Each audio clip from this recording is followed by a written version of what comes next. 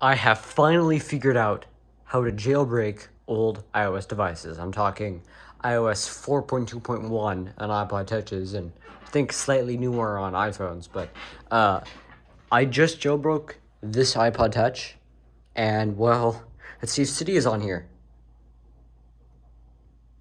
It's on here.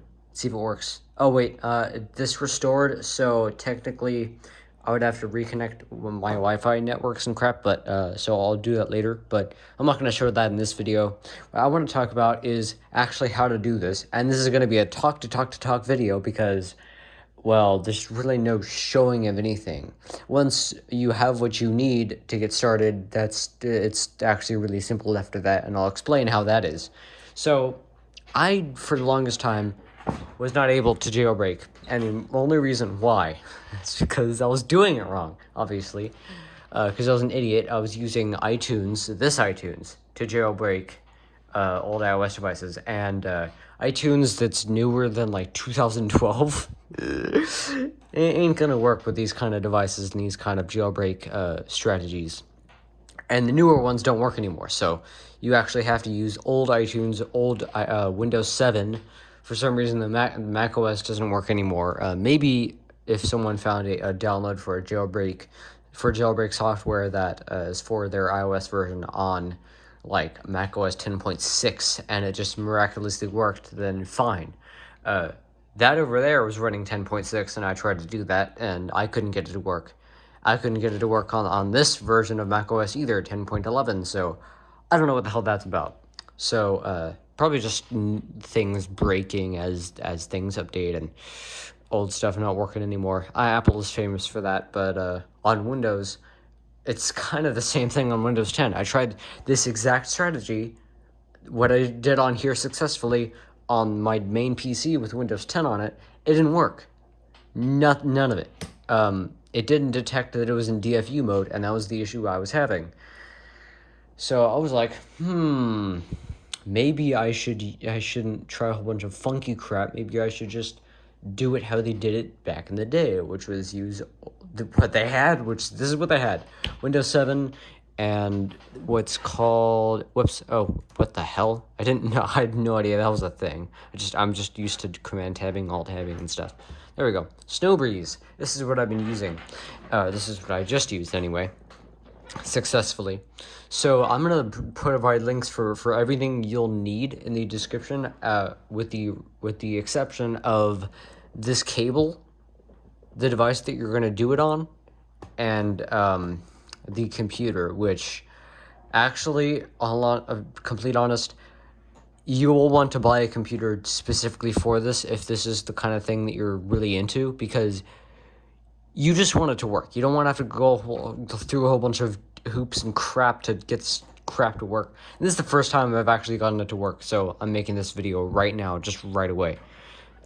So the problem with newer devices is they can't run Windows 7, or if they can, it's a pain in the ball sack. So I don't want any of that. So I got a 2008 MacBook. This isn't why I got this computer, but it's probably the one that you would end up getting because it is cheap, or cheap enough. It's 60. I got this one for like $60, and it was in excellent condition. The battery was new, and I mean, it depleted almost instantly, but it was new when I got it, and haven't had any other issues other than a slightly horribly slow drive, which I replaced.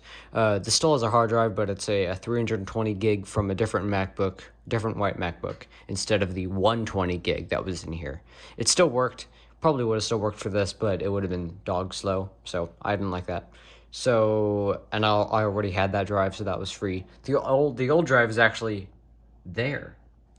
Anyway, what I was saying was, I got this on eBay for about $60. You'll want to do that, and then you'll want to get, oh, that's right, you need the Windows drivers, because the way you install Windows on a Mac, and the reason why it's a Mac is because, well, it's simple, it's nice, and it doesn't break as easily, and it's more stable. So I opted for a Mac. I have a PC over there. That one is a piece of crap and is going to fall apart any minute. This display is already having issues, so I'm using this one. and it's probably cheaper anyway. This is a 2008 MacBook, and what I and like the non unibody one, and it's 2.1 gigahertz, and it has 4 gigs of RAM. Although I believe you can even do this with 2 if you really have to. I think you can even get like a MacBook Air, from 2011 that'll do the same thing. It runs Windows 7. I got that running, but I didn't try the jailbreak on that because, well, why would I have? I was just done with it at the time. But anyway, yeah, so 2008 MacBook, with Windows 7 running on it through the Boot Camp Assistant that is built into Macs, even as old as 10.7, which this runs on its Mac OS side. And it should have downloaded the drivers, it's like automatically, but it didn't. I actually had to go hunt them down, and it was a pain in the balls to install it. I'm talking, I had to go through each individual driver, which there's like 30 in there. It doesn't sound like much, but when you have to go through and individually figure out how to install every single one of them, it's not just a double-click exe. You would literally have to click on each one of them, and once you've done that, then you have to figure out like how to give it administrator privileges, because it doesn't ask. It just needs them, but it doesn't ask for them. So that's kind of stupid. And that's because it's meant to be run through its own installer. They're like, for all of them are supposed to use one installer, which it does provide, but it doesn't work. So I had to figure out how to install them alternatively, which I did eventually, and got everything pretty much working. Wi-Fi works, Bluetooth works, as far as I know. Speakers work, USB works. Most importantly, Boot Camp works, and the display works. So it's fine. So yeah. So after that, I'm not gonna provide. If I do end up finding my drivers, because my NAS failed. Actually, the NAS that's over there is the old one, and that's the new one. The new one has none of the stuff from the old one. Everything that was on that died with it. So I don't have $18,000 to go and blow on a rescue mission for 4 terabyte drives. So I'm gonna have to just make do with what I got here. So I'm not gonna provide the Boot Camp drivers unless I find them, which there's a good chance I might, or if it's already on my website, I'll link it there as well. So yeah. Anyway, you'll have to search down the drivers for yourself, if I'm not lucky and find them.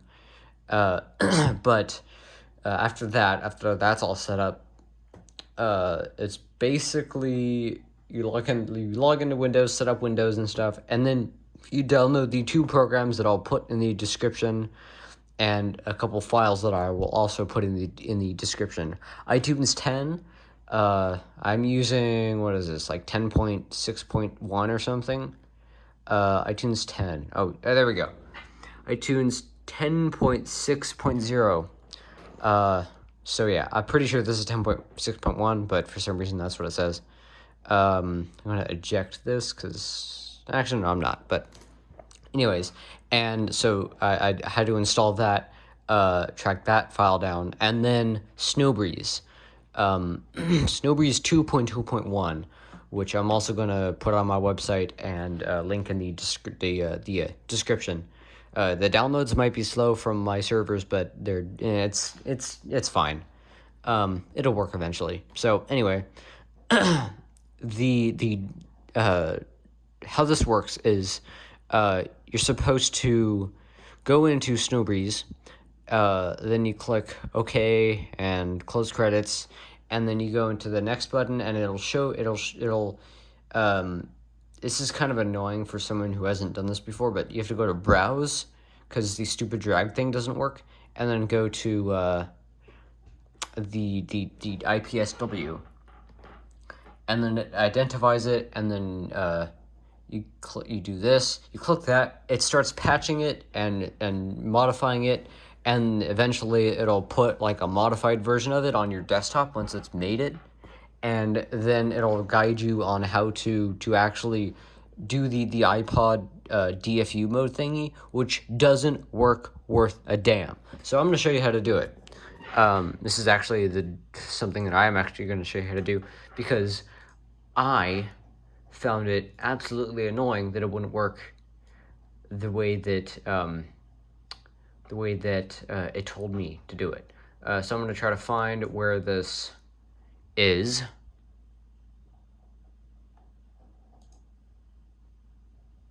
Here we are. So you have to power off the iPod, completely turn it off. Then you have to hold the power button for 3 seconds, and then while you're doing that, after the 3 seconds, also hold the power button for 10 seconds. Like, I literally counted out loud. And then release the power button, but still hold the home button until the computer detects the iPod in DFU mode, which is you should probably have iTunes up for that, because it'll literally notify you when it's detecting it. If you don't have it open, it's really hard to tell, but you can tell. I did, and it's because it has a blank screen. If it doesn't have a blank screen, you're screwed. If it boots to the main OS, to iOS, you're screwed. You have to do it this way. So anyways, after that, it'll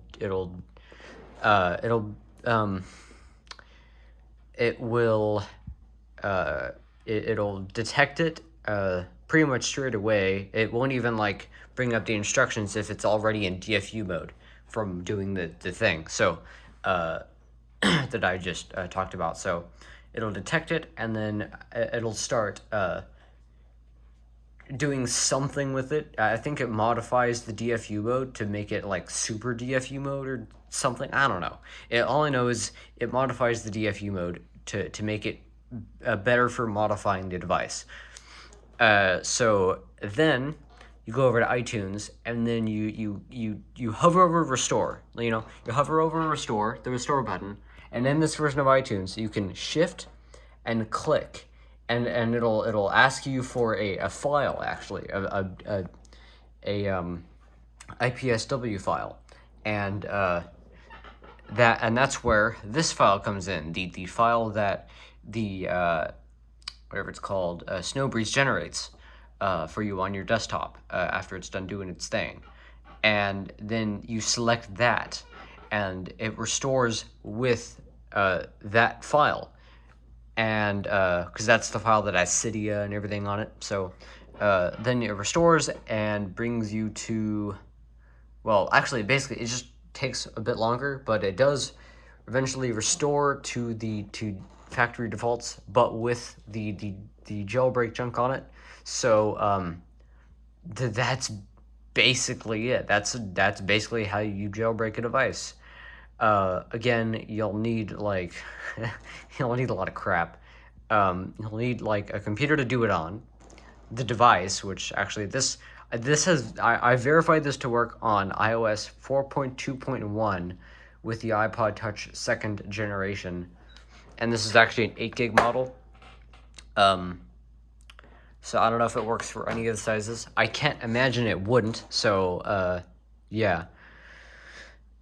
So yeah, that's basically how to do it. I'm gonna add the links, and then in the couple hours after this video is uploaded, because this is gonna take forever to upload.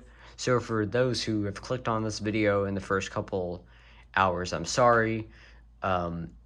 It'll take like a day for me to add the links in the description, because of I have to search down the files and put them on the site, and this video, I don't know when this is going to be done uploading. So yeah, I'm Already Redux. Thanks for watching. Subscribe for more tech and gaming content.